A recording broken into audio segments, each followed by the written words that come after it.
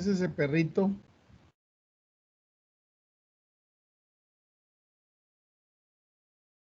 Es un perrito que está por mi casa, doctor. Sí, es un perrito de nadie, está bien.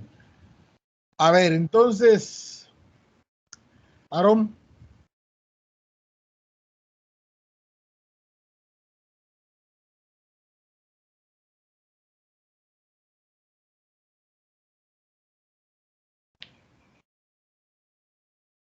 ¿Me escuchas, Aarón? Peraza.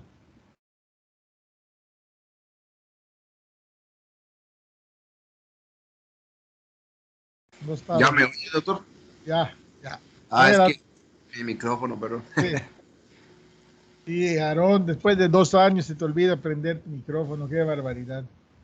No, es que tengo mis audífonos y creo que a veces falla. Entonces Sí. los desconecto. A ver, Aarón, Sí, doctor.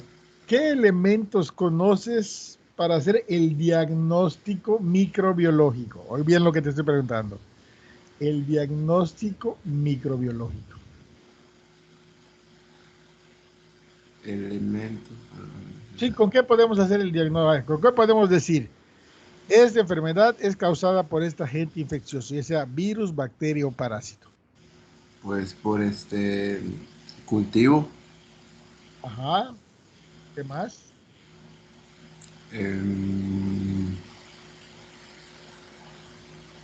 Wow.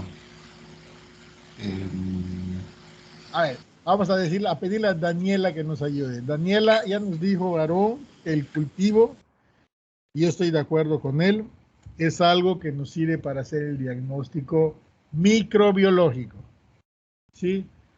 Pues pruebas de PCR serán o pruebas diferenciales, también pues algún estudio coprológico en el caso de algunos parásitos protozoarios.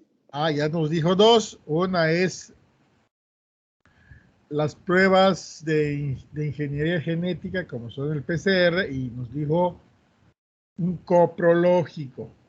Perfecto. Perfecto. Eduardo, ¿algo más?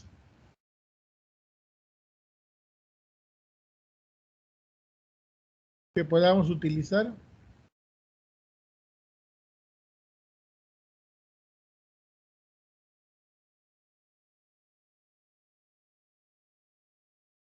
Eduardo Rodríguez.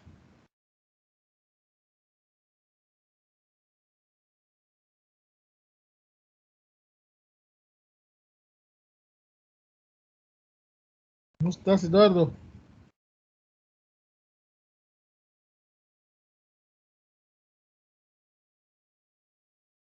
Irving. Buenos días, doctor. Hola, buenos días. Puede ser, no estoy seguro, pero tal vez una biopsia podría ayudar. ¿O no? Fíjate que sí puede ayudar a una biopsia. Sí, Okay. sí, nos puede ayudar a una biopsia de tejido y es una manera de hacer el diagnóstico indirecto. ¿Sí? ¿Alguien más que quiera aportar algo?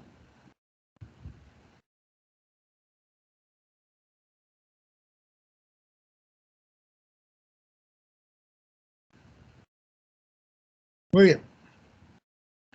Entonces, para que todos estemos en el mismo contexto y tengamos todos el mismo pool de conocimientos, vamos a revisar de manera rápida cuáles son las herramientas que tenemos dependiendo de la fisiopatología de la enfermedad para hacer el diagnóstico microbiológico. Ya vimos unas cuantas, ¿no? Ya vimos 2. Por ejemplo, cuando vimos las enfermedades infecciosas de la faringe y también ya vimos tosferina, pues ya hablamos de 2 cultivos, ¿no? No hemos ido mucho más allá, a lo mejor hoy vamos a ver alguna cosa más respecto a cómo hacer el diagnóstico microbiológico, ¿sí? Entonces vamos a darle una repasadita rápida de cuáles son los elementos o cuáles son las herramientas con las que contamos para hacer el diagnóstico microbiológico. Yo les pediría de favor que vayan anotando para sus comentarios y preguntas Cuando yo termine en 10, 15 minutos esta parte que estoy agregándole a los temas para que tengamos todos el mismo contexto. Vamos a ver.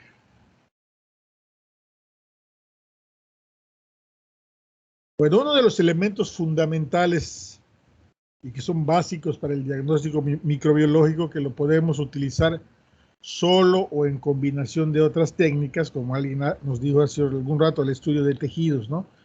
Para el estudio de tejidos, pues utilizamos la microscopía y utilizamos la biopsia del tejido, y con esa biopsia de tejido también podemos hacer cultivos. Ahorita vamos a poner ejemplos. Entonces, la microscopía sí es un elemento fundamental para el diagnóstico microbiológico. Recordar que pues, inicialmente esta materia se llama microbiología, o sea, un grupo de enfermedades causadas por microorganismos microscópicos, o sea, microorganismos, y que la gran mayoría, salvo excepciones como son los gusanos, ¿sí?, no los podemos ver a simple vista.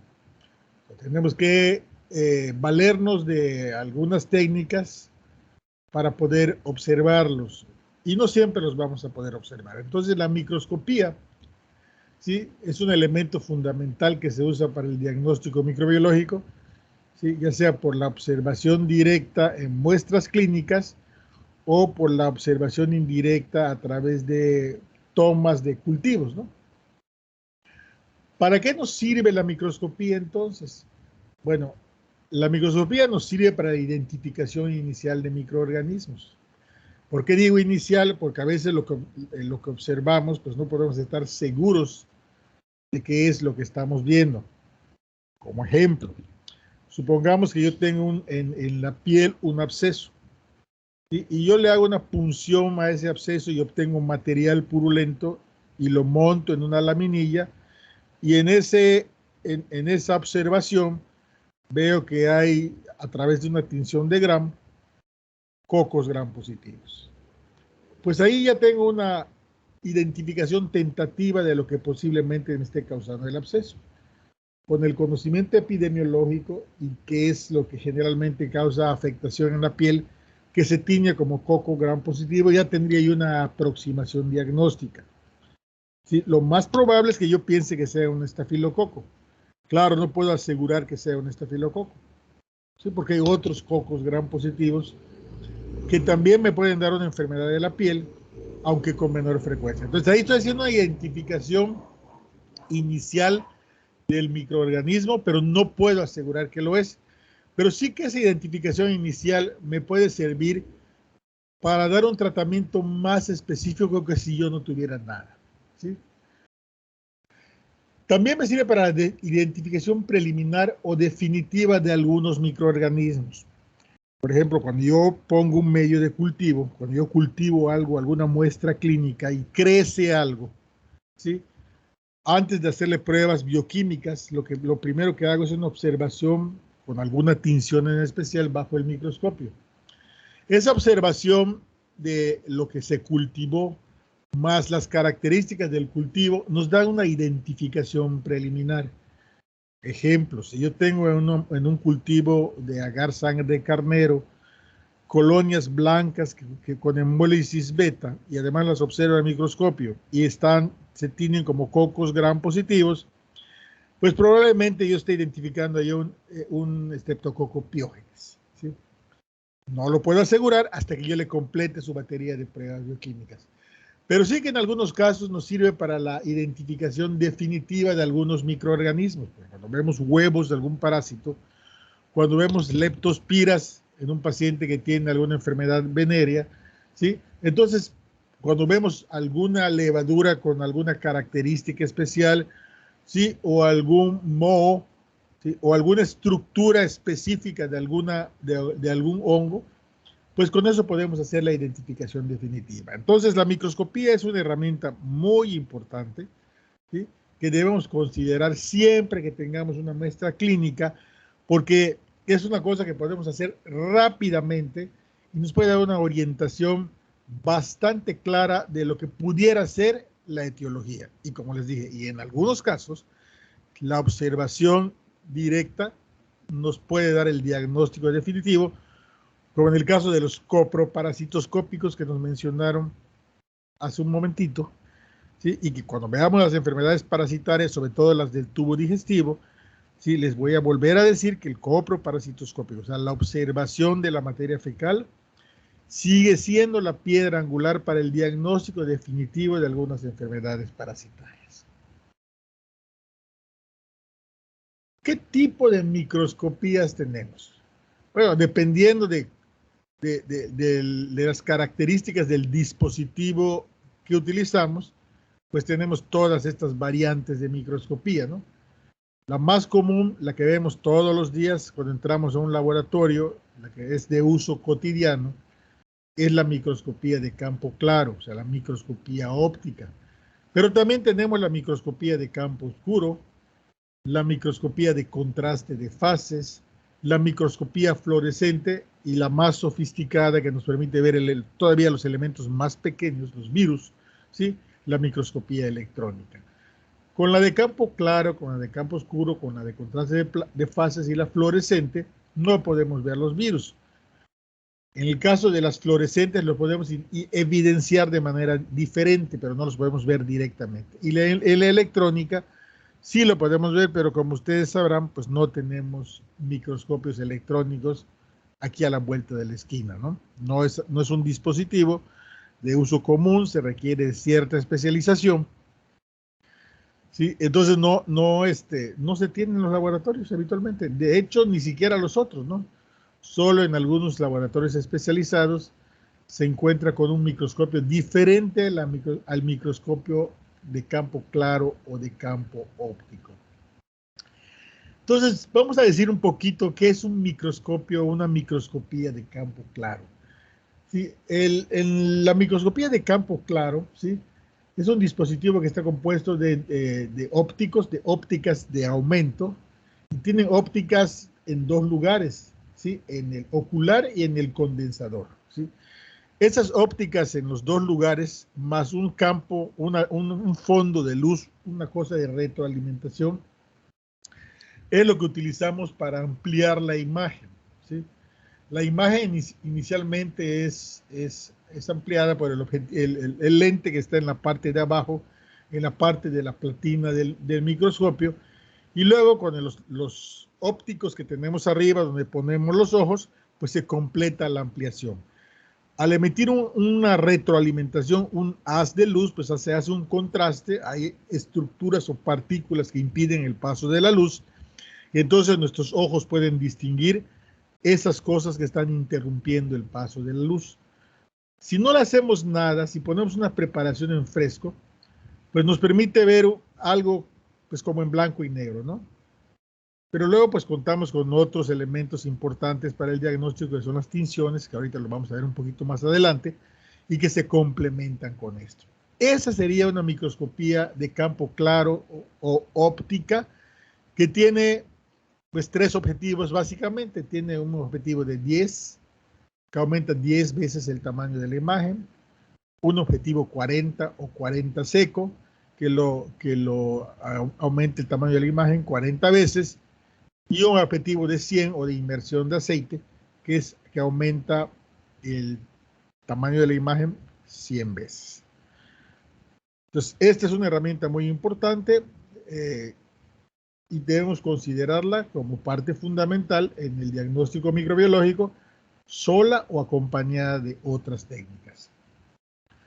La microscopía de campo oscuro, pues no es una cosa que se haga cotidianamente, ¿sí? Ahí la diferencia es el tipo de microscopio, porque en este caso el microscopio que parece ser el mismo microscopio de campo claro, en el condensador, o sea, en la parte de abajo, en la parte donde está la platina y donde tiene la luz, ¿sí? El condensador es un condensador diferente que impide el paso de la luz directamente, ¿sí? La luz pasa de manera oblicua a través de la muestra clínica que montamos, ¿sí? Y al hacer esto, lo que hace es que aumenta el contraste entre lo que es donde hay luz y donde no hay luz. Y por eso se llama microscopía de campo oscuro, ¿sí? Esta es una técnica muy importante porque nos permite hacer el diagnóstico casi definitivo, por ejemplo, de dos entidades que vamos a ver en esta clase. Una de ellas es sífilis. Cuando veamos sífilis, vamos a ver que en la sífilis primaria, en el chancro, ¿sí?, el elemento que nos permite hacer el diagnóstico en ese momento, sí o sí, y no hay otro, es la microscopía del campo oscuro de una muestra clínica de la lesión del chancro. Lo vamos a volver a oír cuando veamos leptospirosis. ¿Sí? La observación por microscopía de campo oscuro de la orina en la fase clínica aguda, en la primera fase de la enfermedad, pues nos permite observar la Leptospira interrogans, y con eso pues ya es suficiente para hacer el diagnóstico. En ambos casos, pues en el caso de la sífilis, el Treponema pallidum pues no se cultiva, y en el caso de la leptospira sí, pero no es tan fácil y además es más rápida hacer la microscopía. Luego tenemos la microscopía de contraste de fases, ¿sí? La microscopía de contraste de fases nos permite examinar los detalles internos de los microorganismos. En esta forma de microscopía se hace pasar haces de luz paralelos a través del objeto de densidades diferentes. Por eso se llama de contraste de fase. La longitud de onda de este haz de luz, o sea, de las fases, ¿sí?, en relación con el otro campo o un haz claro de luz, pues nos da un anillo de fases mediante el uso de anillos anulares en el condensador, pues nos da las fases. Entonces esto nos da mayor definición de lo que estamos observando en un momento dado. Luego está la microscopía fluorescente, ¿sí? Entonces aquí en la microscopía fluorescente nos valemos de compuestos denominados fluorocromos, ¿sí?, que son compuestos de que cuando los iluminamos brillan, por eso se llaman fluorocromos. Entonces estos fluorocromos absorben la luz ultravioleta, como las luciérnagas, por ejemplo, y entonces eso nos facilita que veamos la onda de luz. Aquí además utilizamos técnicas de tinciones especiales por anticuerpos fluorescentes que nos favorecen la visualización de los organismos. Y luego está por último la microscopía electrónica, donde ahí la técnica es totalmente diferente. La bobina del microscopio es una bobina magnética, ¿sí?, que tiene un filamento, y lo que hace es emitir electrones, y la composición de los electrones, la chocada con las diferentes estructuras que se encuentran en la muestra clínica, pues son los que nos dan la imagen que podemos observar. ¿Sí? Entonces, estos son los elementos microscópicos o los métodos microscópicos con los que podemos contar para hacer el diagnóstico microbiológico.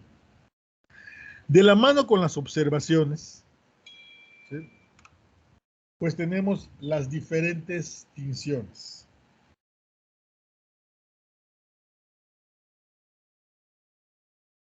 ¿Qué es una tinción? Bueno, pues su nombre lo dice, una tinción es pintar algo, ¿no?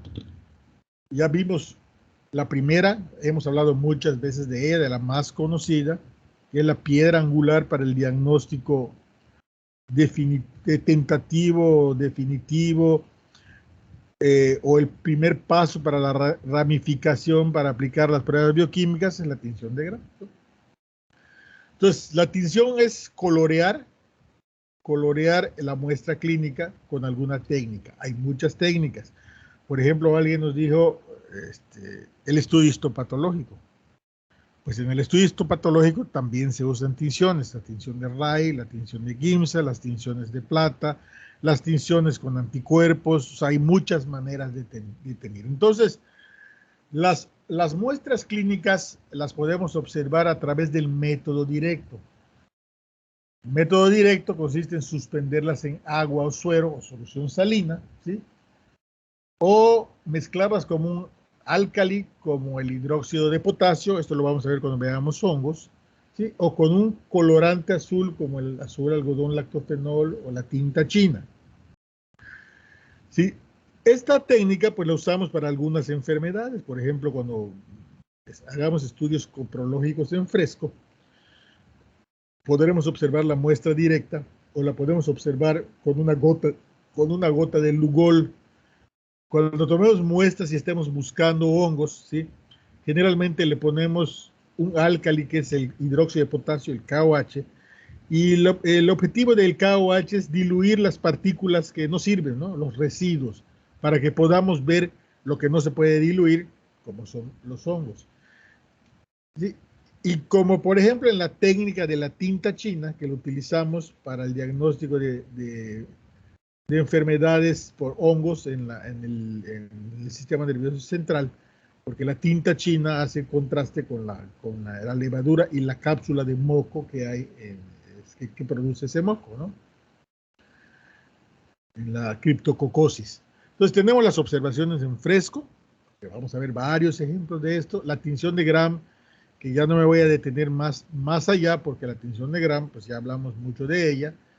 A mí ya nos dijeron ahí que la tinción de Gram depende de las propiedades que tiene la pared de la bacteria, de su cantidad de péptido glucano.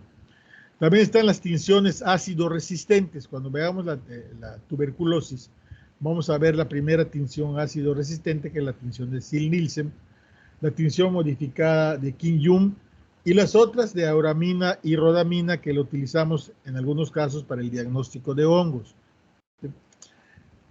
En el caso de la tinción de Ziehl-Neelsen o la modificada de Kim-Jung, ¿sí? Pues nos dan el diagnóstico tentativo de infecciones por micobacterias. Es un elemento que seguimos utilizando para la pesquisa en tuberculosis, porque cuando estén ustedes de pasante, pues eso es lo que van a hacer, van a tomar muestras en tosedores crónicos que van a mandar al laboratorio. Y esas muestras las tiñen con Ziehl-Neelsen y las observan al microscopio, ¿sí? Primero a 10x para ubicarle el punto de observación a detalle y luego a 40x. Y con esa observación más el cuadro clínico, pues hacemos el diagnóstico tentativo de tuberculosis. Pero además, con esa técnica de tinción más su microscopía, podemos seguir el control o la respuesta al tratamiento, porque podemos ir viendo cuándo el paciente deja de ser bacilífero. Las tinciones ácido resistentes. Luego tenemos tinciones más especializadas, ¿sí? Las tinciones fluorescentes, donde las técnicas son más complicadas y donde también tampoco se hacen en cualquier laboratorio. Y están aquí las tinciones de naranja de acridina, la tinción de blanco calcofluor, que lo utilizamos mucho para el diagnóstico de hongo, y las tinciones con anticuerpos fluorescentes. Vamos a ver varias tinciones de anticuerpos fluorescentes, y aquí a través de la reacción antígeno-anticuerpo más tinciones del anticuerpo con un antianticuerpo fluorescente, pues podemos evidenciar inclusive partículas virales, ¿no? No ver directamente el virus, pero sí ver la reacción antígeno-anticuerpo que se provoca cuando hay anticuerpos dirigidos contra el virus. Entonces aquí tenemos como ejemplo las tinciones como herramienta en el diagnóstico microbiológico.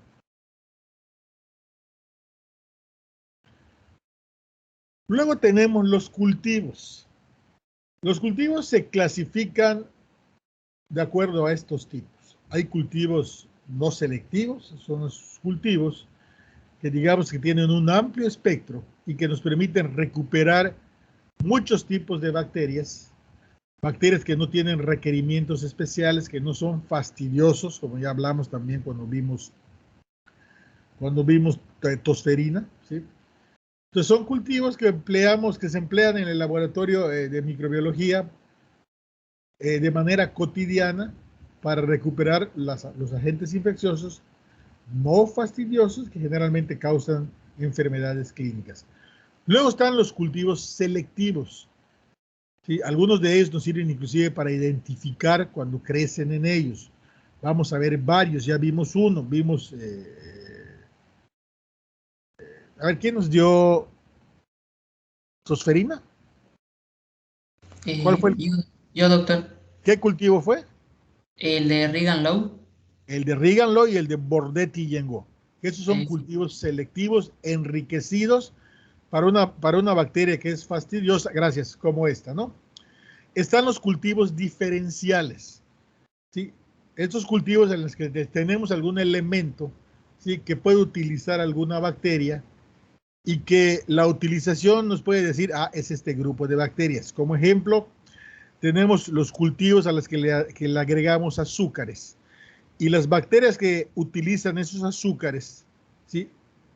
Producen ácidos. Son bacterias que son fermentadoras de los azúcares y al producir ácido cambian el color del cultivo a través de un indicador de pH y un colorante. Entonces son cultivos diferenciales, ¿sí? Los cultivos de agar sangre de carnero, por ejemplo, ¿sí?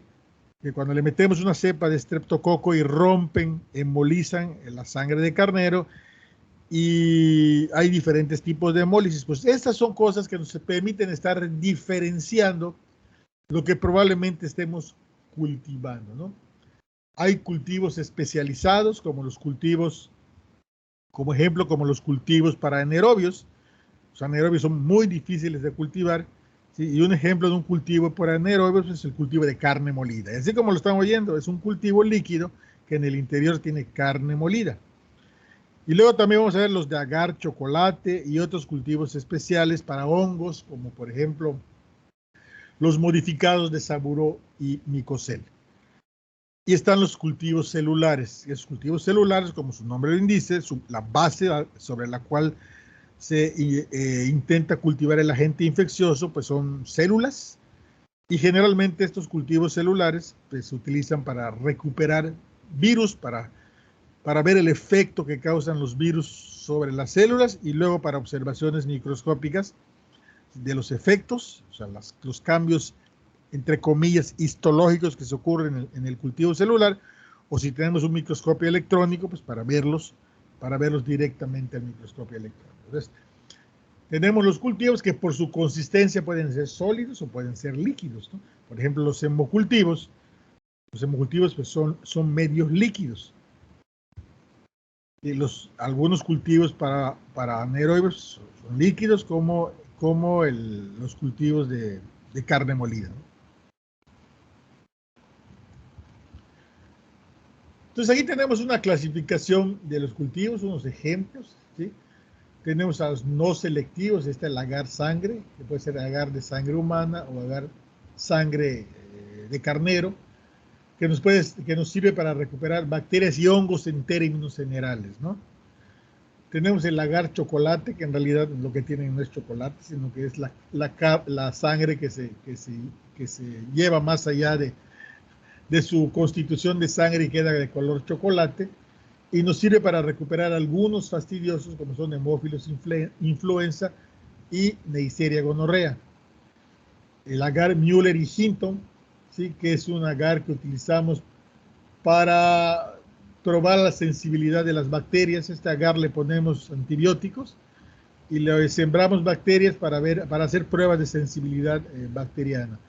Está el agar caldo de tioglicolato, que es un caldo enriquecido, ¿sí? Que nos sirve para recuperar bacterias anaerobias. Y está el agar de dextrosa de Saburo, que es el que utilizamos para recuperar hongos. Aquí están entonces ejemplos de cultivos no selectivos. Luego tenemos a los cultivos selectivos y diferenciales, como el agar de McConkey, que es selectivo para bacterias gram negativas, ¿sí? Y como el ejemplo que les dije anteriormente, es diferencial para las especies que fermentan la lactosa, ¿sí? Las bacterias que fermentan la lactosa, que ya sabemos cuáles son las fermentadoras, ¿sí? Usan la lactosa, producen ácidos, cambia el pH, hay un colorante y un indicador de pH, y ese colorante hace que el medio de cultivo cambie de color y nos dice aquí hay un fermentador, ¿no? Agar McConkey. El agar salmanitol, que es selectivo para estafilococos y diferencial para Staphylococcus aureus, ¿sí? No todos los estafilococos crecen por allá. El agar gilosalicina y desoxicolato, que es un agar diferencial para Salmonella y Shigella en cultivos de muestras fecales. Luego está el medio de cultivo que vamos a ver cuando veamos tuberculosis, que es el de Lowenstein y Jensen, que es selectivo para micobacterias, ¿sí? Está el agar Midlebrook, que es también selectivo para micobacterias, y está el agar Chrome-agar, que es selectivo y diferencial para levaduras. Y estos solo son unos ejemplos, porque hay muchos más, ¿no? Y luego están los cultivos especializados, ¿sí? Como el agar extracto de levadura con carbón vegetal taponado, el BCIE, que sirve para la recuperación de bacterias difíciles, fastidiosas, como son la Legionella neumófila y las nocardias. ¿Sí? De aquí, pues nada más vamos a ver algo de Legionella neumófila, no vemos nada de enfermedades ocasionadas por nocardia. Está el agar cistino de telurito, ¿sí? Que nos sirve para recuperar Corynebacterium diphtheri. Cuando veamos difteria, pues vamos a oír otra vez el nombre de este medio de cultivo. El cultivo de caldo de lim, que sirve para recuperar Streptococcus agalactiae. El agar solvitol de McConkie, recuperación de Escherichia coli de ese serotipo. El agar de Regan-Low, que ya nos lo dijeron ahorita, que es para la recuperación de Bordetella pertussis. Y el agar sacarosa con sales biliares y tiosulfato y citrato, que es para recuperación de gérmenes del género de Vibrio. Básicamente lo utilizamos para recuperación de Vibrio cólera. Entonces aquí tenemos ejemplos de cultivos no especializados, de cultivos selectivos y de cultivos especializados. Aquí lo importante para ustedes no es que se sepan el detalle. Ni siquiera yo, que tengo un enfoque microbiológico, me acuerdo de ellos. Pero sí que cuando leo las patologías y los veo y los oigo, pues los ubico en algún lugar. Y lo que necesitamos nosotros es no saber el detalle, no saber qué es lo que tienen, pero sí saber dónde se emplean. Porque sí, nosotros necesitamos darle una ayuda al químico, al microbiólogo, ¿sí? Para intentar recuperar el agente etiológico de alguna enfermedad. Ejemplos. Nosotros le mandamos una muestra clínica de algo que parece pus y al microbiólogo no le ponemos que ese material purulento se obtuvo de la uretra de un enfermo, o sea que es secreción transuretral, y no le decimos que estamos buscando Neisseria gonorrea, pues a lo mejor pone la muestra clínica en medios de cultivo no selectivos y no enriquecidos y no vamos a poder recuperar el agente infeccioso.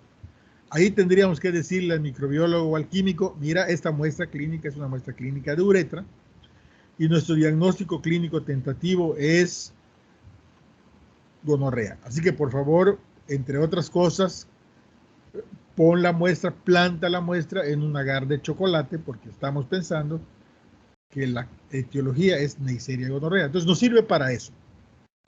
Ya vimos un ejemplo en la clase anterior, cuando vimos que el hisofado nasofaringeo en la fase catarral, en la fase temprana, en los primeros días de la fase catarral, el hisopado nasofaringeo con un hisopo especial, que es un hisopo de dacrom o de arginato de calcio, si le tenemos que decir al microbiólogo que lo que estamos buscando ahí es tosferina. Porque si no, no lo va a plantar esa muestra no la va a plantar en un agar Regan-Low, ¿sí? O un agar de Bordet, y lo más probable es que no podamos recuperar el agente etiológico, la Bordetella pertussis. Entonces, es muy importante que ustedes vayan ubicando estos elementos en el diagnóstico y cuando veamos una patología, pues nos regresemos un poquito aquí a esta base, ¿sí? A esta base de la identificación microbiológica. Entonces, ¿qué podemos cultivar? Se nos podría ocurrir cultivar cualquier cosa, ¿no?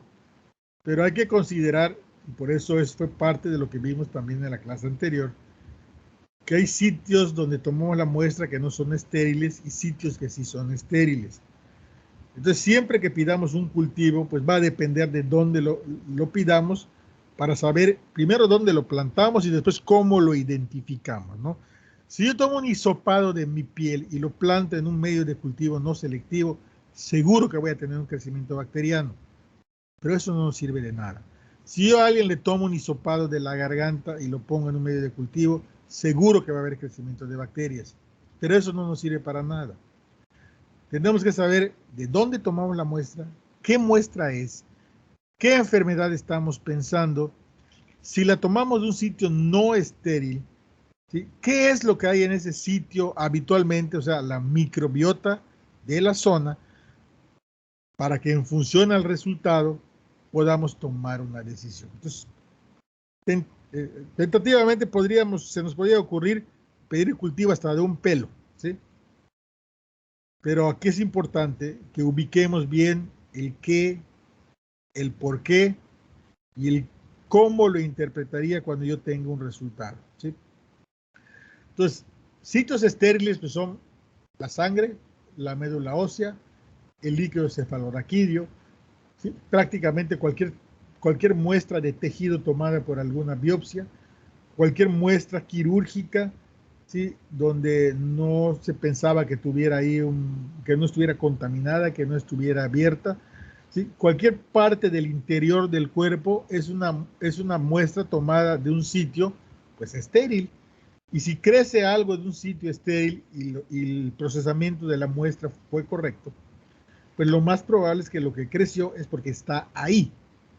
Aunque sabemos que en el camino del cultivo, pues puede haber contaminaciones si la muestra no fue tratada correctamente y ese resultado nos puede equivocar, ¿no? Podemos tomar una decisión equivocada con ese resultado. Entonces, los hemocultivos, pues son elementos que usamos en enfermedades sistémicas, en septicemias o enfermedades por agentes infecciosos que sabemos que causan bacteriemia. Vamos a ver varias de ellas. Vamos a ver tifoidea, vamos a ver algunas complicaciones digestivas de la gastroenteritis, las neumonías graves, también es susceptible que podamos tomar hemocultivo en algunos casos, ¿sí? Entonces, enfermedades localizadas que con cierta frecuencia sabemos que causan bacteriemias o enfermedades que por su naturaleza sabemos que son bacteriémicas, como la tifoidea, por ejemplo. El mielocultivo, pues, es una variante de hemocultivo. Digamos que aquí lo que cultivamos es el tuétano, la médula ósea, ¿no?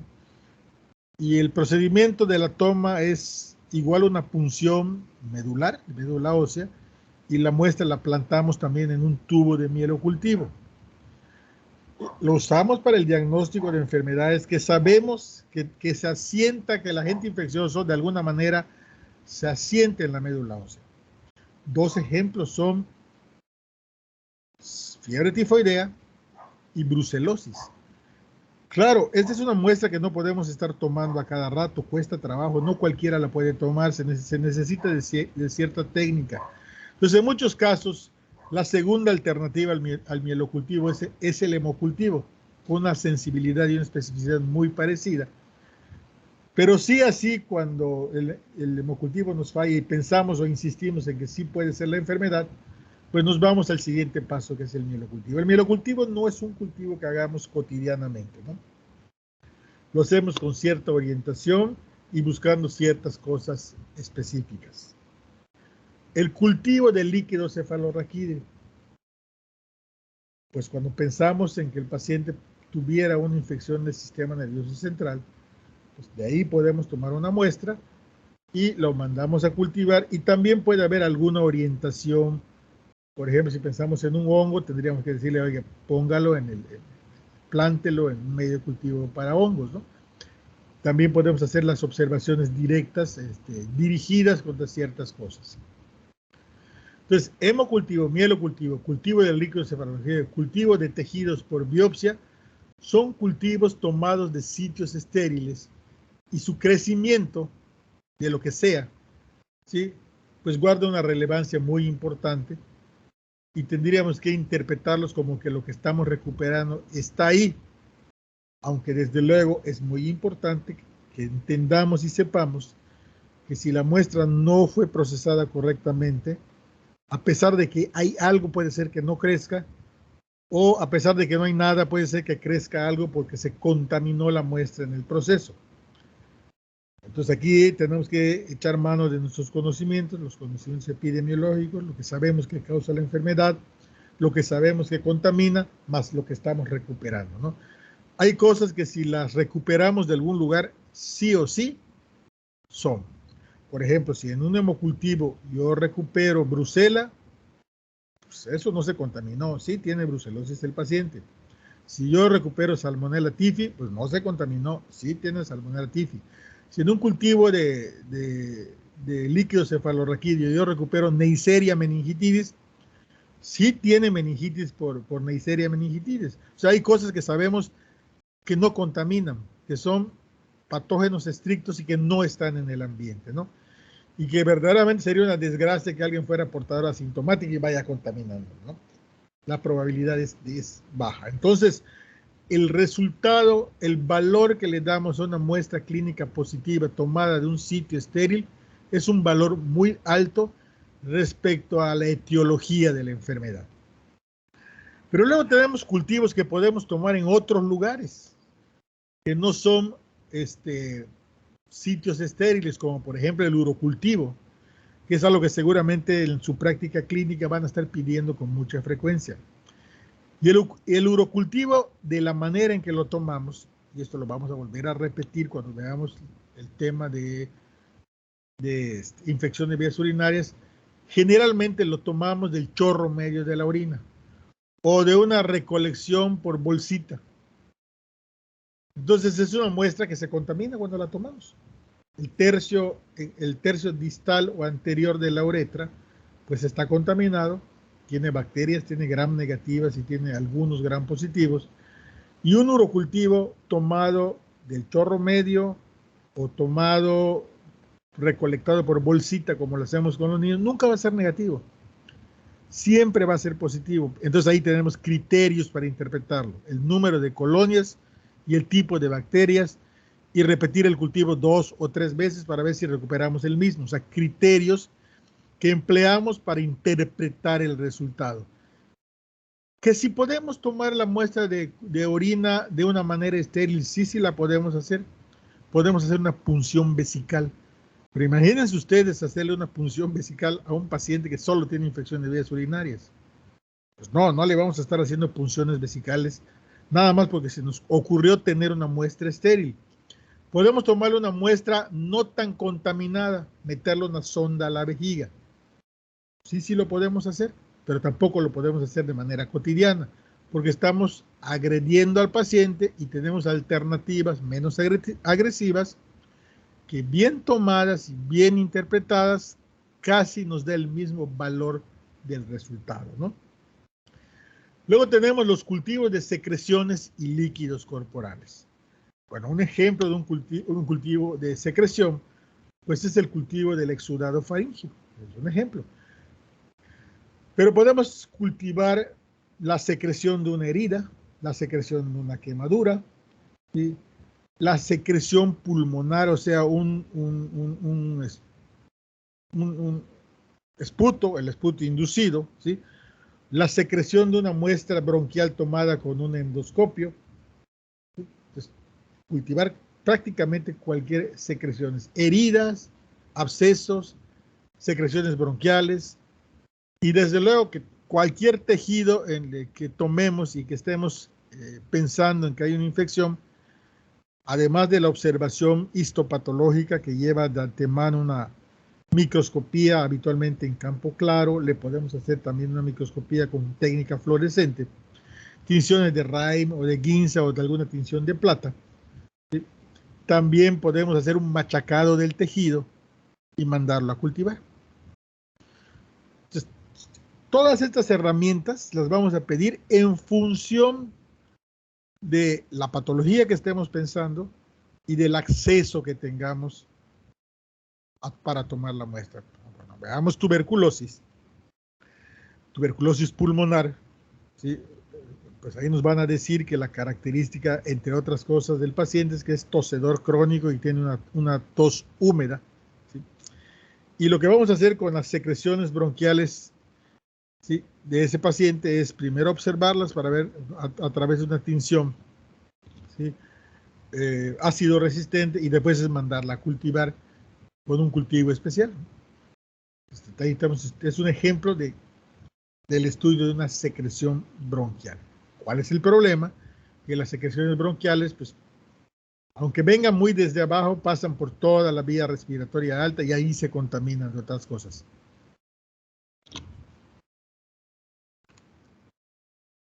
Luego tenemos diferentes técnicas moleculares, ¿sí? De manera general, en términos generales, por ahí ya nos lo dijeron, ¿sí? Las técnicas moleculares, cualquiera que sea, lo que hacen es recuperar un segmento del ADN del agente infeccioso. Ese agente infeccioso puede ser una bacteria, puede ser un virus, puede ser un hongo, puede ser un parásito. Casi podemos tener pruebas moleculares para cualquier cosa. Porque lo que necesitamos es una cosa que se llama primer. ¿Qué es un primer? Pues es un pedacito conocido de la estructura genética de lo que queremos investigar, algo que tenemos nosotros, que recuperamos, un pedacito de alguien que sabemos que sí o sí es de él, y que sabemos que ese pedacito va a buscar su pareja, y al buscar su pareja se va a unir a ella, y a través de técnicas la podemos amplificar para verla. Entonces ahí tenemos todas estas técnicas que hacen lo mismo, ¿sí? Yo tengo un primer o un pedacito de algo, ese pedacito de algo lo pongo a reaccionar por alguna de las técnicas con una muestra clínica. Si ese pedacito mío encuentra algo que su contraparte se une, yo lo meto a una especie de proceso de calor, ciclos de calor y enfriamiento, para que si ahí hay material genético se replique. Y si se replica, lo puedo evidenciar a través de otras técnicas moleculares. Esas son las técnicas que hoy tenemos y que básicamente no necesitamos el principio, pero ahí tienen sus nombres, ¿no? Sí, electroforesis de ADN, electroforesis en gel de campo pulsado, hibridación in situ, dot blot, sud blot, nord blot, PCR, RT-PCR, PCR en tiempo real, ¿sí? ADN de cadena ramificada, ¿sí? Análisis de ADN mediante hibridización para captura de anticuerpos en solución. O sea, hay muchas técnicas, ¿sí? Y hay técnicas cualitativas y cuantitativas. Con las técnicas cualitativas, pues nos permiten hacer el diagnóstico de algo, ¿sí? Y con las técnicas cuantitativas, además de permitirnos hacer el diagnóstico, nos permite saber qué tanto tiene, qué tanto está infectado y también nos permite llevar, en algunos casos, el control de la respuesta al tratamiento. Por ejemplo, cuando veamos VIH y SIDA, ¿sí?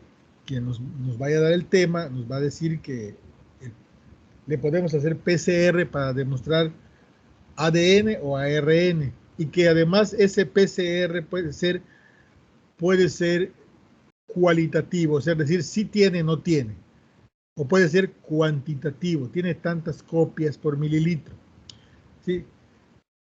Cuando la prueba es cuantitativa, no se tiene tantas copias por mililitro y le damos tratamiento, podemos ir midiendo cómo van cayendo logarítmicamente esas copias, o cómo no va respondiendo, o cómo van aumentando. Entonces eso nos da una idea de la respuesta al tratamiento. Entonces, en muchas de las patologías vamos a ver ahora que, bueno, el cultivo es muy difícil, pero podemos utilizar alguna técnica molecular, alguna técnica de PCR. Por ejemplo, en la clase pasada, y me voy a regresar con quien nos dio la clase pasada, nos dijo que podíamos hacer ¿qué? Respecto a una técnica molecular.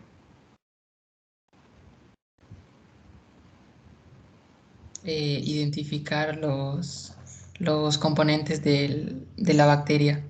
¿A través de? Habían inmunoensayos de serología. Ajá, pero también había PCR. Ah, igual, sí. Había PCR en la clase que vieron de COVID, ¿sí? La técnica, el estándar de oro, es el PCR en tiempo real, ¿sí? Para identificar una parte del material genético de COVID-19. Entonces, aquí están todas las técnicas moleculares, no vamos a ver el detalle, ya les dije cuál es el principio. Ustedes no van a ser microbiólogos, pero sí es importante que sepan que existen todas esas técnicas para que cuando las vean ya sepan de qué se trata, pero que básicamente lo que nos están identificando son pedacitos o secuencias del material genético del agente infeccioso que estamos investigando, ya sea de manera directa o de manera indirecta. Luego tenemos las técnicas inmunológicas. Muchas técnicas inmunológicas las usamos para el diagnóstico indirecto de algunas enfermedades. Cuando vieron la clase de COVID, también vieron que algunas técnicas inmunológicas nos sirven para medir la respuesta a algunas cosas, como por ejemplo cuando vacuno a alguien a través de una técnica inmunológica, puedo saber si la vacuna sirvió o no sirvió. Cuando a un paciente con sospecha de COVID le hago sus técnicas moleculares y su técnica de antígeno y no lo encuentro positivo, y creo que no lo encuentro positivo porque no le estoy tomando las muestras al momento, en retrospectiva yo puedo hacerle una técnica inmunológica a ver si creo anticuerpos para decir si tuvo o no tuvo infección o no infección. O como cuando vimos faringoamigdalitis, ¿no? Cuando vimos faringoamigdalitis, ¿sí? Yo les dije, ¿sí?, que podríamos decir si lo que tuvo un paciente semanas antes fue una faringoamigdalitis por estreptococo o no lo fue, a través de la medición de las antiestreptolicinas. O sea, las técnicas inmunológicas, ¿sí?, nos sirven para identificar los anticuerpos o los antígenos de algo, ¿sí?, dependiendo de cuál sea mi sustrato. Si lo que yo tengo en el laboratorio es un antígeno, entonces mi sustrato, y lo que yo pongo encima es la muestra clínica, el suero del paciente, yo estoy buscando una reacción antígeno-anticuerpo. Lo que estoy demostrando es si tiene o no tiene anticuerpos. Si es al revés, lo que yo tengo es el anticuerpo y le pongo una muestra clínica para ver si hay antígeno y hay una reacción antígeno-anticuerpo, pues a través de una técnica al revés, o una técnica entre comillas campechana, ¿sí?, a través de la misma reacción antígeno-anticuerpo, pues estoy buscando otra cosa. Pero básicamente es lo mismo. Entonces aquí tenemos varias técnicas, ¿sí?, que también no importa mucho que se las sepan al detalle, ¿sí?, pero que vale la pena que lo sepan, que sepan el principio. Por ejemplo, la inmunodifusión doble, ¿sí?, que sirve para detectar y comparar antígenos o anticuerpos, dependiendo de cuál sea el sustrato, ¿no? La técnica de inmunofluorescencia, que es la detección y la localización de antígenos a través de anticuerpos fluorescentes. Aquí yo tengo el anticuerpo fluorescente, lo pongo en la muestra clínica. Si ese anticuerpo identifica un antígeno, hay una reacción antígeno-anticuerpo y la puedo ver al microscopio, ¿sí? Y eso me sirve para identificar básicamente antígenos víricos, como la prueba de Schneider que vamos a ver en la rabia, prueba rápida para rabia, que es una técnica de anticuerpos fluorescentes. Las técnicas de inmunoensayo, que también son inmunofluorescentes, que nos sirven para muchas cosas. La de citometría de flujo con inmunofluorescencia, ¿sí?, para muchas cosas, para muchas enfermedades. La técnica de ELISA, que es de las más difundidas, que nos permite cuantificar o los anticuerpos o los antígenos, dependiendo de la de Western blot o la de Sud blot o la blot que sea, ¿sí?, para detección de anticuerpos específicos de antígeno. La vamos a ver cuando veamos VIH y SIDA, ¿sí? La de radioinmunoanálisis, que es muy parecida a la de ELISA. La de fijación de complemento, ¿sí?, para cuantificar títulos de anticuerpos específicos. Vamos a ver las reacciones febriles. Y la inhibición de hemaglutinación o la aglutinación en látex, por ejemplo, esta última, son pruebas rápidas, donde el anticuerpo está unido a una partícula de látex y cuando encuentra un antígeno y se une, pues podemos ver a simple vista esa reacción antígeno-anticuerpo sin necesidad de un microscopio, ¿no? Es la aglutinación en látex. Pero básicamente, el principio es el mismo, es este principio, ¿sí?, que estamos viendo aquí, que cambia con las técnicas. Por ejemplo, en la técnica del lado izquierdo, vean ustedes que lo que estamos poniendo aquí en la parte número 1 es la muestra clínica, ¿sí?, donde suponemos que hay antígeno, ¿sí? Digo que hay anticuerpo. Mira, aquí dice antígeno anticuerpo, y luego aquí el sustrato, donde hay antígeno, y si hay una reacción antígeno-anticuerpo, esto lo podemos ver por diferentes técnicas. También podemos potenciar esta reacción antígeno-anticuerpo si le ponemos un segundo sustrato, que es un antianticuerpo. En la clase pasada nos dijeron que los anticuerpos tienen una fracción Fc. Y nosotros podemos crear anticuerpos dirigidos contra la fracción Fc, o sea, un antianticuerpo. ¿Para qué nos sirve esto? Pues para potenciar esta reacción antígeno-anticuerpo, para hacerla más grande, para hacer una bolita, una bolota. Y luego si a ese antianticuerpo le ponemos un marcador, ¿sí? Que puede ser algo que consuma algo, una cosa fluorescente, o sea, fluoresceína, no solo agrandamos la reacción, sino que además la pintamos con el antianticuerpo. Entonces, en términos generales, eso es lo que hacemos con las técnicas inmunológicas, ¿sí? Nos aprovechamos del conocimiento de la reacción de antígeno-anticuerpo, de la creación de un antianticuerpo, del poderle pegar a la cola de un autoanticuerpo algo que nos marque un fluorocromo, ¿sí? Y emplear técnicas que son mejores que las comunes antígeno-anticuerpo, ¿no?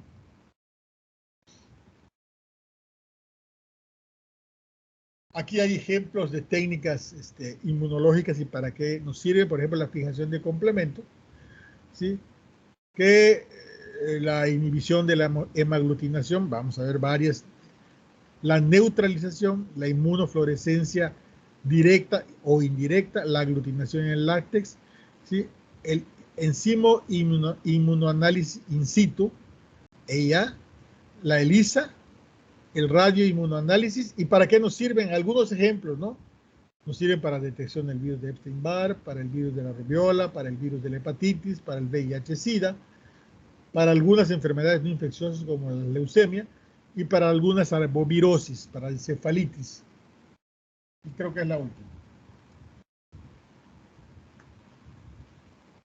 Muy bien. Ustedes pueden ampliar más de este tema en el capítulo número 4 que está en el Mandel. Yo les recomiendo que echen una miradita, que lean lo que aquí no se dijo, que amplíen su conocimiento a este respecto, o que cuando vean que en el diagnóstico de alguna enfermedad les dice algo, vayan y regresen a este tema número 4, porque es lo que nos permite que este conocimiento se nos haga habitual. Ahorita para ustedes puede ser a lo mejor muy difícil, puede ser que estén embotellados en todo lo que les acabo de decir. Pero conforme vayamos avanzando en las patologías y vayan ustedes oyendo, para el diagnóstico de este se usa este, regresen por favor a esto, vuelvan a revisar de qué se trata lo que nos están diciendo, para que tengamos un panorama claro de cómo es que estamos haciendo el diagnóstico microbiológico de esa enfermedad. ¿Alguna pregunta o comentario o aclaración? Doctor, Disculpe, doctor, capítulo 4 de qué libro? Ajá, capítulo 4 del Murray. Gracias.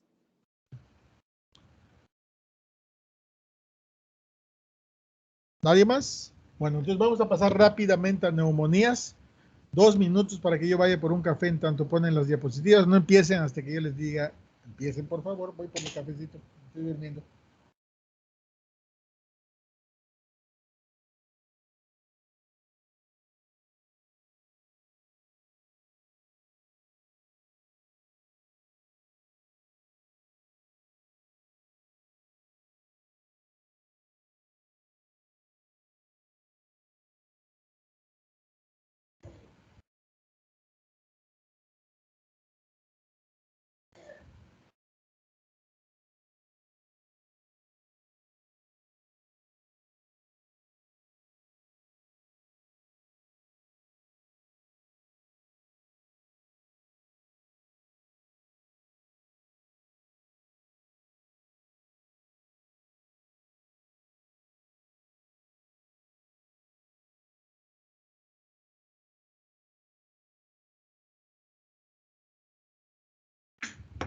Adelante.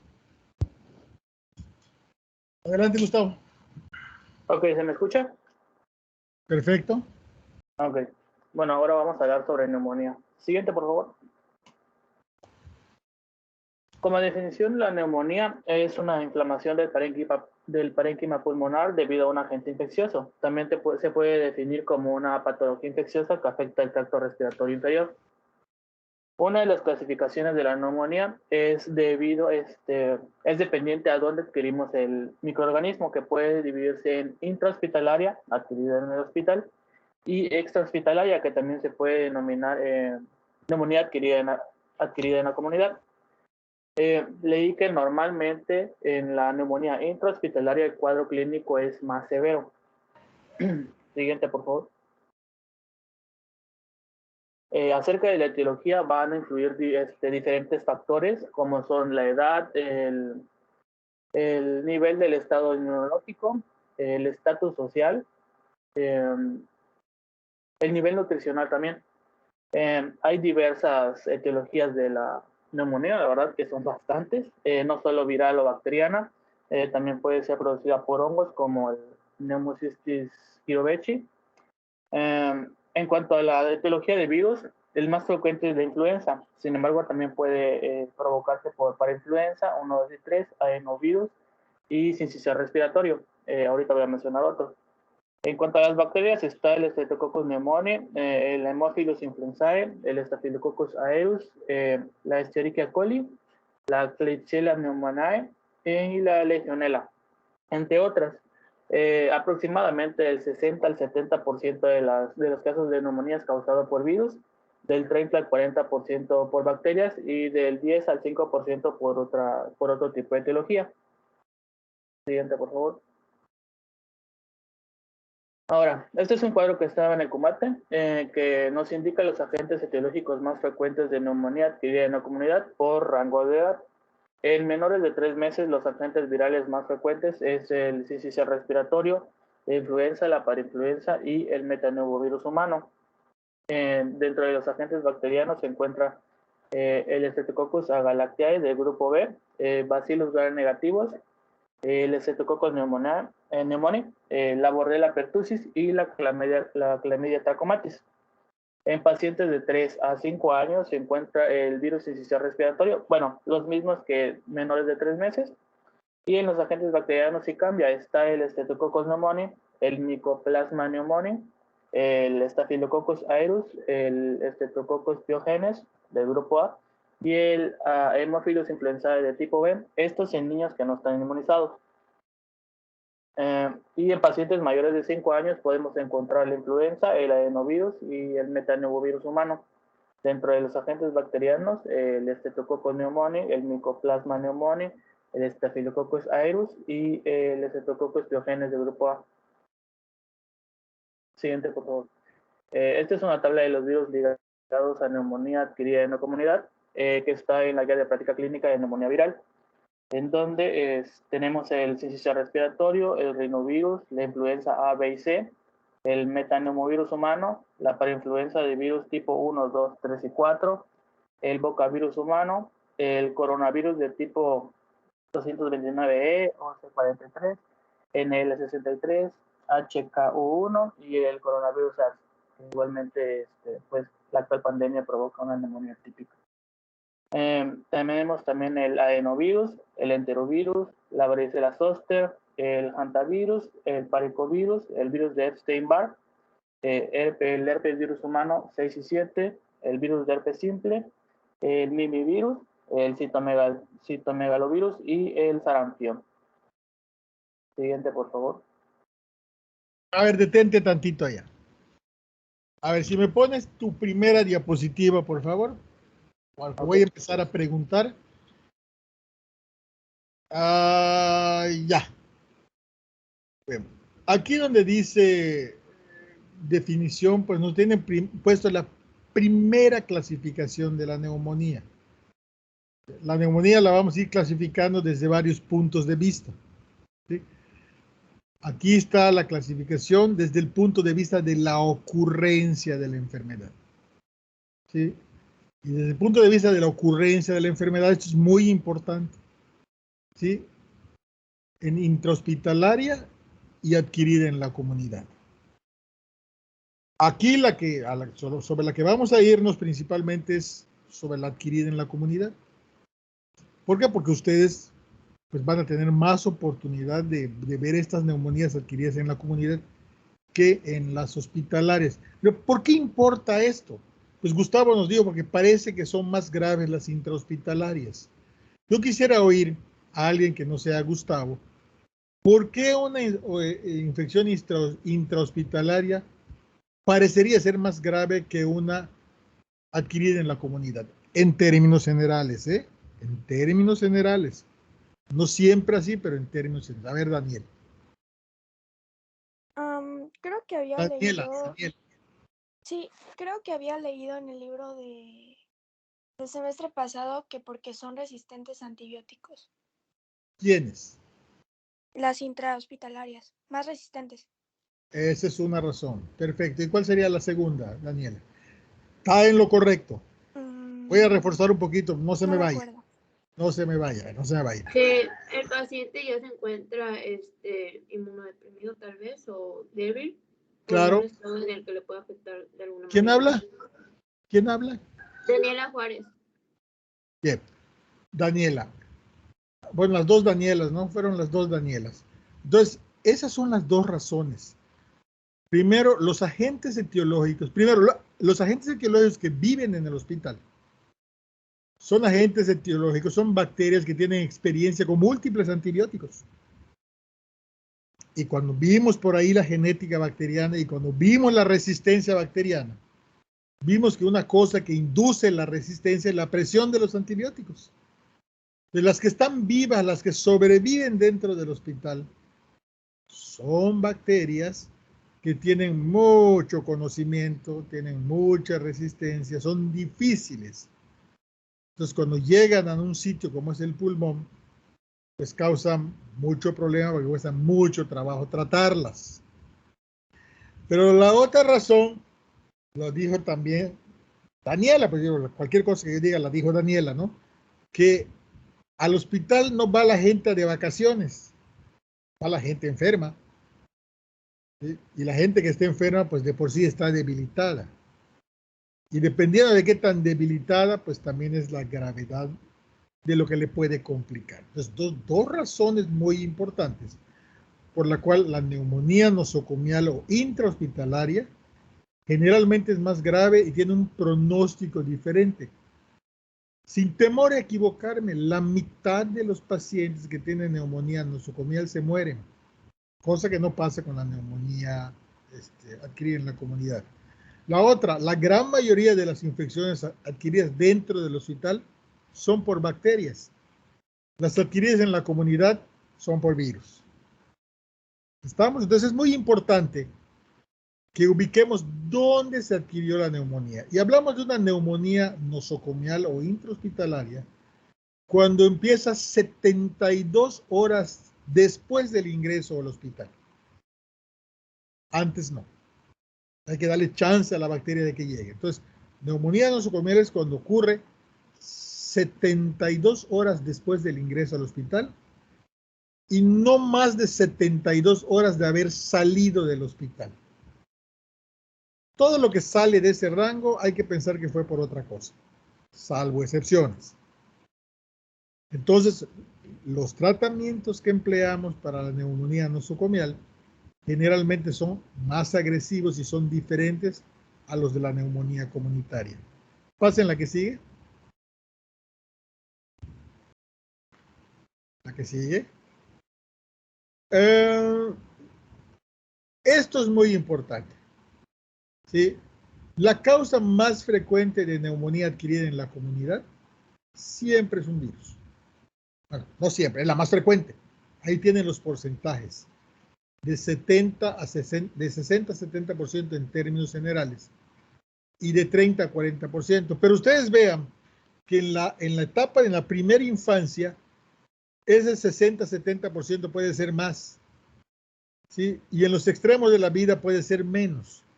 Pero en términos generales, los virus nos son más frecuentes que las bacterias. Entonces ahí ya tenemos nuestro primer problema. ¿Sí?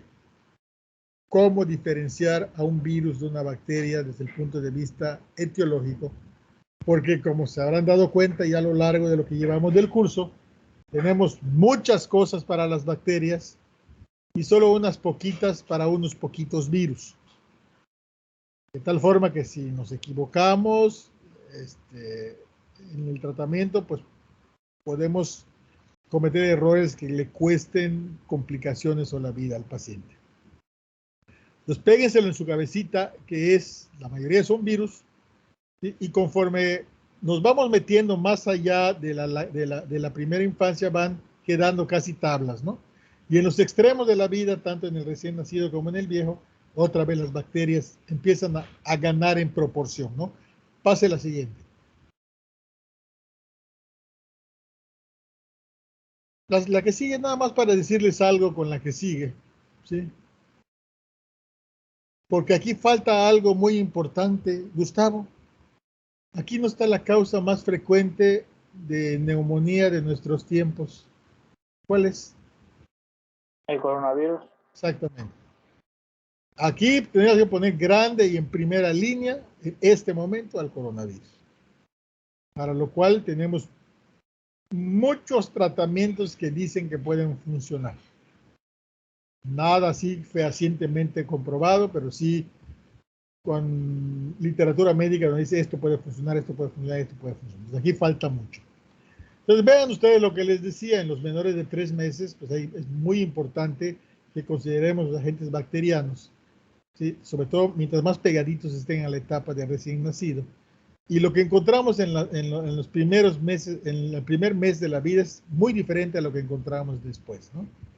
Y luego en los mayores de 5 años, que ya es igual que como si fuera un adulto, básicamente la causa más frecuente de neumonía adquirida en la comunidad es el neumococo, el Streptococcus pneumoniae.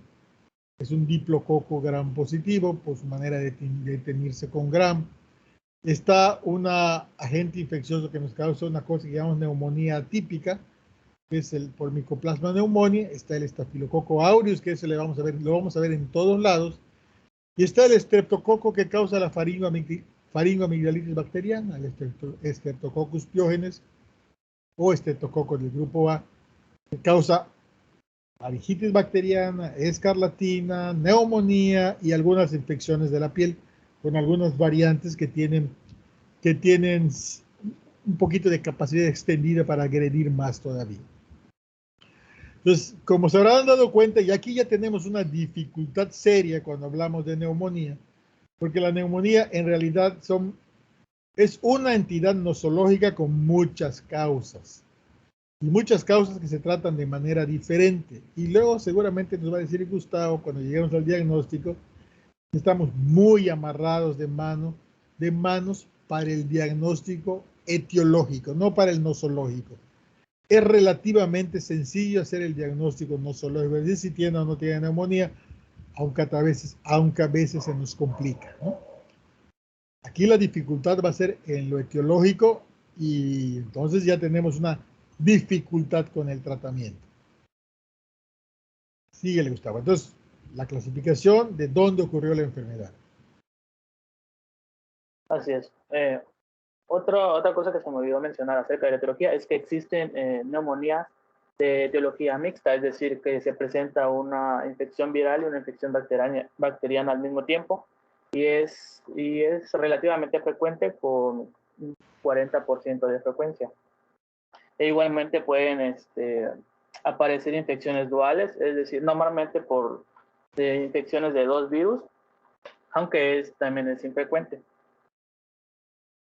Ahora acerca de la etiopatogenia, el agente infeccioso va a tratar de entrar a nuestro organismo y se va a enfrentar a mecanismos de defensas que hemos estado mencionando en clases anteriores, en donde se va a encontrar la movilidad ciliar, el moco, la integridad de la mucosa respiratoria, la calidad y cantidad de inmunoglobulinas, la actividad fagocítica y la actividad de los macrófagos. Sin embargo, si alguno de estos mecanismos de defensa llega a fallar o el agente infeccioso es lo suficientemente habilidoso para evadir estos mecanismos, se va a producir una infección. Las vías de transmisión son acerca de la vía aérea, que se puede denominar, esa es otra clasificación acerca de la vía de transmisión, se puede denominar neumonía primaria, o a través de una diseminación de una infección normalmente bacteriana de otro lugar del cuerpo, ya sea por vía hematógena linfática o por contigüidad, que es una infección de las estructuras adyacentes, y se va a denominar como neumonía secundaria. El periodo de incubación de los microorganismos va a depender de la etiología y va de 1 a 7 días. Siguiente, por favor. Acerca de la fisiopatología, como dije, el agente infeccioso va a lograr entrar a nuestro organismo y esto va a provocar una respuesta inflamatoria por macrófagos. Esto va a provocar la liberación de mediadores inflamatorios, en donde vamos a encontrar la mayoría de las interleucinas, el factor de necrosis tumoral, el factor activador de colonizador de granulocitos, liberación de neutrófilos, etc. La liberación de estos mediadores inflamatorios va a ser la que provoca la fiebre y básicamente los síntomas de infección. Eso también va a provocar que haya una formación de colonias de granulocitos y en el caso de la infección bacteriana una liberación de neutrófilos. Esto igualmente va a provocar una leucocitosis periférica y a largo plazo puede provocar un síndrome de insuficiencia respiratoria. En cuadros clínicos más severos puede provocar hipoxemia y acidosis respiratoria. Por otro lado, esta liberación de mediadores inflamatorios va a provocar una fuga alveolo-capilar que va a producir que haya un infiltrado en los alveolos y esto va a provocar en la exploración física la presencia de estertores, aunque no siempre es así. Esta fuga igualmente va a provocar la producción de secreciones purulentas y dependiendo de la severidad de esta fuga pueden haber eritrocitos que crucen la membrana alveolo-capilar que podría provocar la hemoptisis. Ahora, el síndrome de insuficiencia respiratoria junto a las secreciones purulentas y el infiltrado de los alveolos, el infiltrado alveolar, puede provocar una disminución de volúmenes y una disminución de la distensibilidad pulmonar. Siguiente, por favor. A ver, Ok, detenta ya. A ver, regréseme a la primera de este bloque.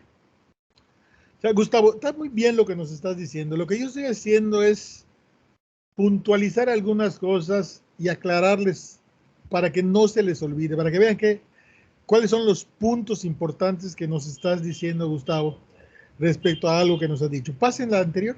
La anterior.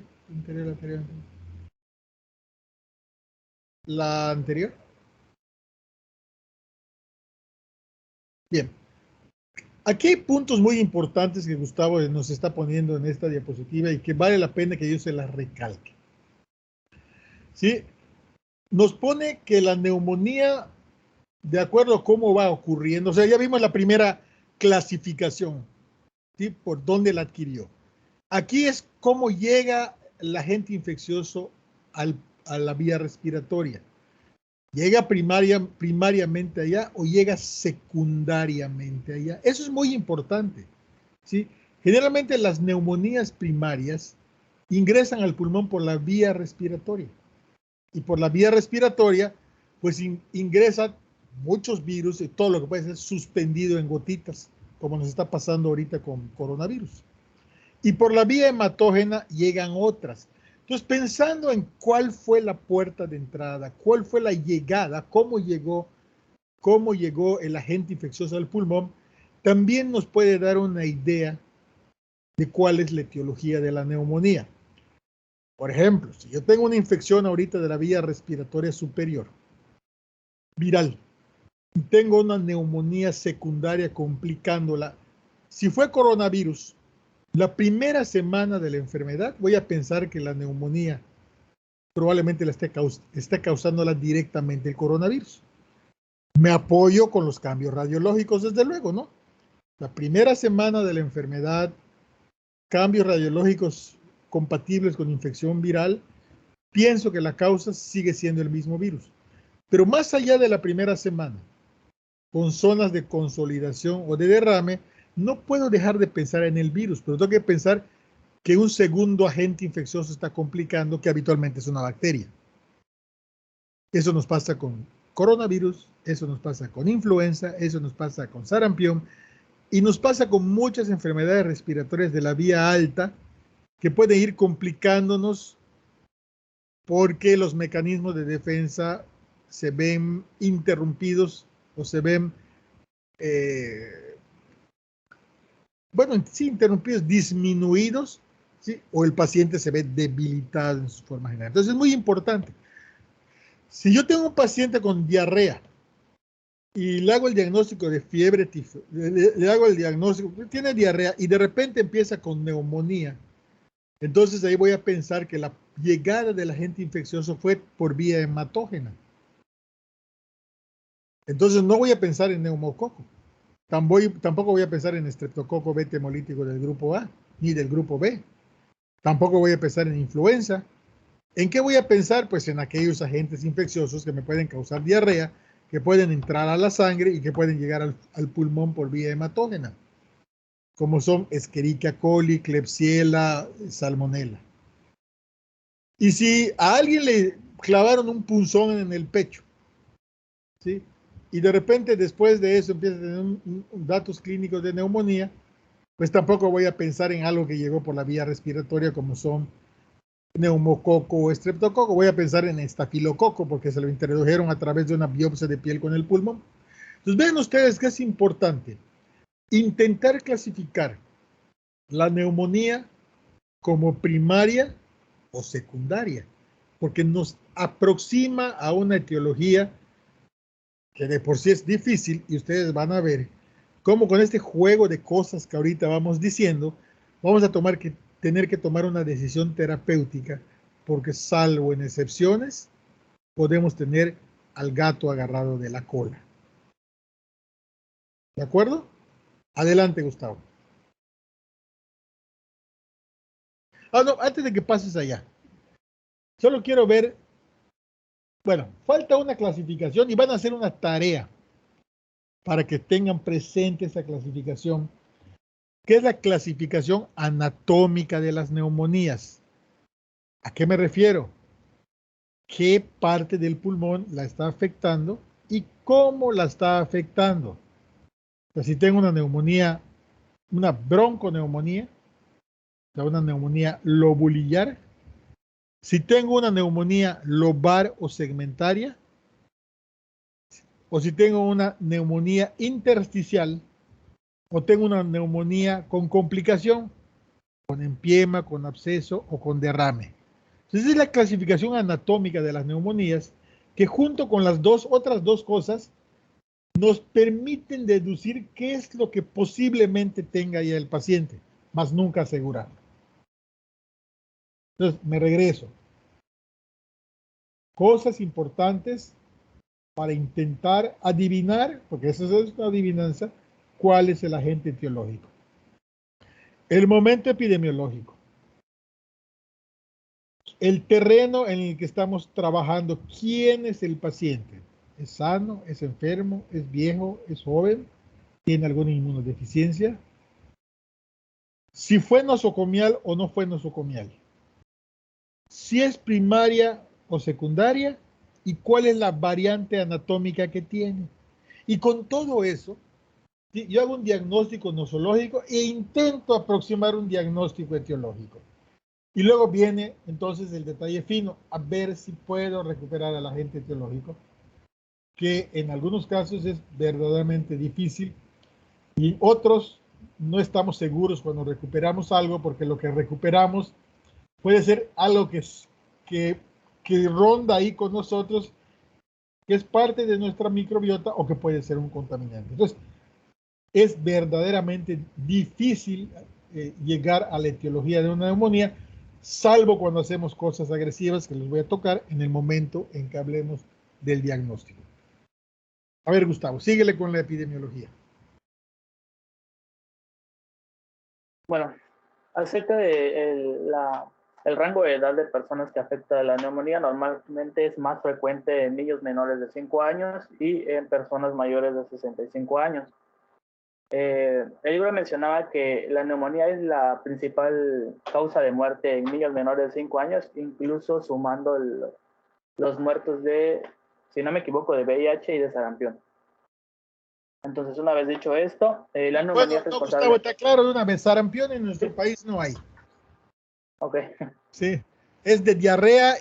O sea, las enfermedades que más matan ahorita son los accidentes, el cáncer, las neumonías y las enfermedades infecciosas del tubo digestivo.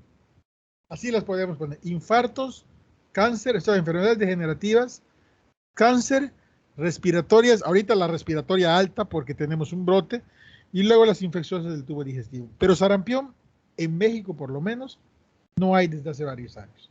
¿Sí? Síguele. Ok. Entonces, la neumonía es responsable del 15% de todas las defunciones en niños menores de 5 años y en 2015 se estima que mató a 920.136 niños. Como dije, afecta normalmente a niños y posteriormente puede afectar, infectar a sus familias de todo el mundo, y su prevalencia es mayor en África subsahariana y en Asia meridional. En el caso de México, leí que el factor de incidencia es mayor en el sur de México e igualmente influye los factores de las estaciones del año. En 2018 en México se diagnosticaron 117.731 casos nuevos de neumonía y en 2017 21.563 personas fallecieron por neumonía e influenza, de los cuales el 65% de todos los casos eran adultos mayores de 65 años. Además, en la encuesta nacional de salud y nutrición en 2012 se reportó que alrededor del 1% de todos los niños menores de 5 años tuvieron un diagnóstico médico de neumonía en los 3 meses previos a la encuesta, y de estos más del 40% fue hospitalizado. Siguiente, por favor. Ahora, esta es la imagen del boletín epidemiológico de la semana 34 del 2021, donde el acumulado semanal de Yucatán fue de 48, el acumulado de pacientes masculinos igualmente en Yucatán fue de 939 y de pacientes femeninos de 755. En cuanto al acumulado total del 2020 fue 1040. En cuanto al acumulado total de la semana 34 fue de 3009, el acumulado de masculinos fue de 48.341. De femeninos fue de 40.255 y el acumulado total de 2020 fue de 100.680. Siguiente, por favor. A ver, ahí Gustavo, Ajá. le podemos ir sumando, desde luego que no sabemos cuánto, porque COVID en la segunda fase, en la fase respiratoria, pues es causa de neumonía, ¿no? Nada más que es una neumonía que tiene un nombre específico, le ponemos COVID-19, pero la podríamos meter también del otro lado, una buena proporción de esos casos diagnosticados que sabemos que tienen COVID.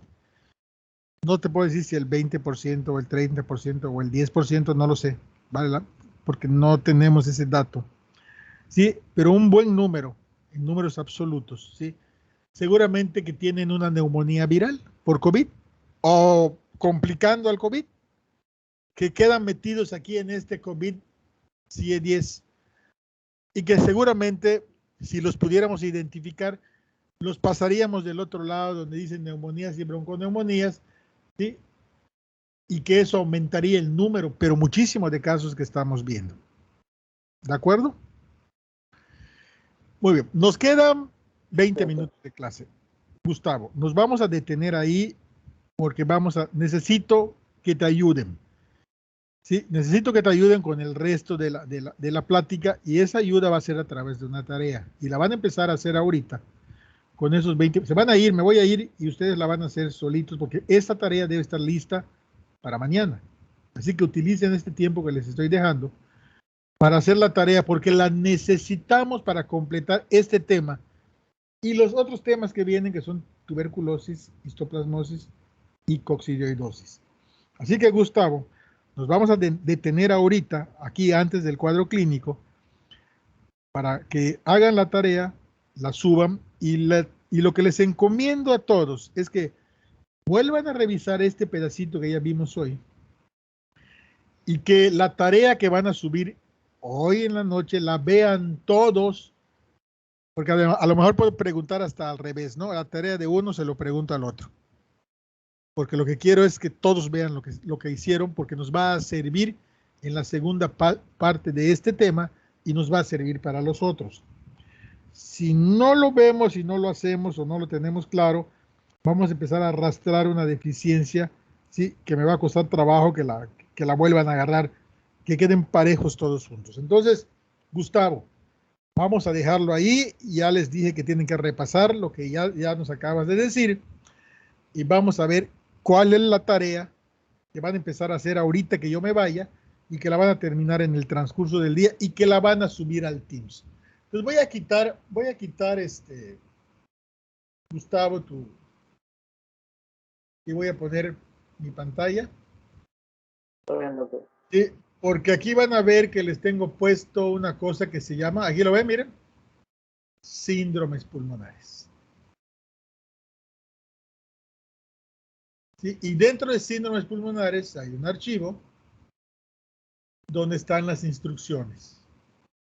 Y vamos a trabajar con los equipos originales que están allí ¿cómo se llama? En Wadi Virtual, ya están sus nombres. Y van a hacer esta tarea y la tienen que subir para que en la clase de mañana esté disponible. Y todos ya deben haber visto lo que cada uno de sus compañeros hizo. ¿Sí? Van a ser 5 diapositivas. Cada equipo va a hacer una diapositiva. Ahí está lo que le toca a cada equipo. Sí son 5 equipos, ¿verdad? Sí, sí son. Diapositivas donde tengan puesto esto. Doctor, pero ahí falta un equipo. Dice equipo 1, 2, 4, 5, falta el 3. ¡Ay!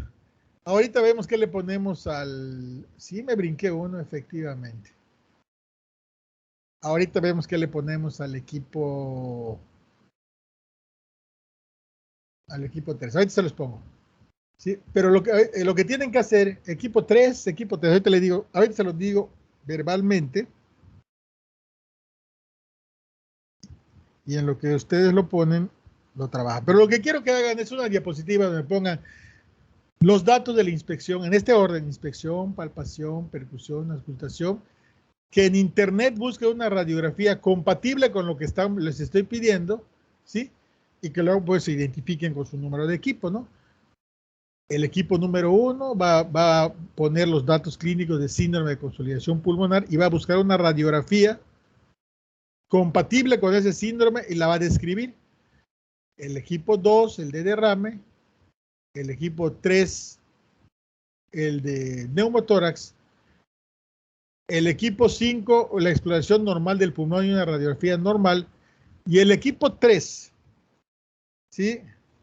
Va a buscar los datos de una neumonía intersticial. Anótelo, equipo 3. Datos clínicos y radiológicos de una neumonía intersticial. Van a buscar una radiografía de una neumonía intersticial. Y ahorita yo bajo este archivo y lo completo. ¿De acuerdo?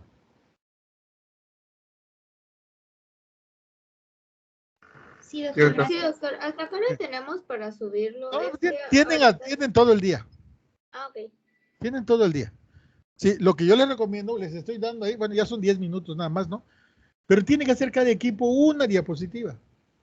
Así que se pueden organizar y este sería trabajo de media hora. Si se organizan bien.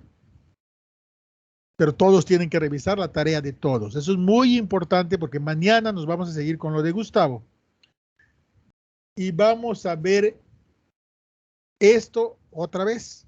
Y cuando veamos tuberculosis lo vamos a ver y cuando veamos histoplasmosis lo vamos a ver. Entonces es importante que sepan esto. ¿De acuerdo? Entonces tienen todo el día. Tienen todo el día, no hay restricción. Pero tiene que ser que mañana cuando despertemos esto ya esté. ¿De acuerdo? Sí, doctor. Entonces, equipo 3, datos de neumonía intersticial. Clínicos, o sea, pulmonares, no todos. No fiebre, tos, lo pulmonar, estrictamente pulmonar, y la radiografía que sugiere neumonía intersticial. ¿De acuerdo? Muy bien. Vamos a dejarlo ahí. Vámonos. Si quieren, pónganse a trabajar ahorita, si no, pónganse de acuerdo, pero hoy tiene que estar esto arriba para que mañana, después de que termine Gustavo, nos regresamos a ver esto.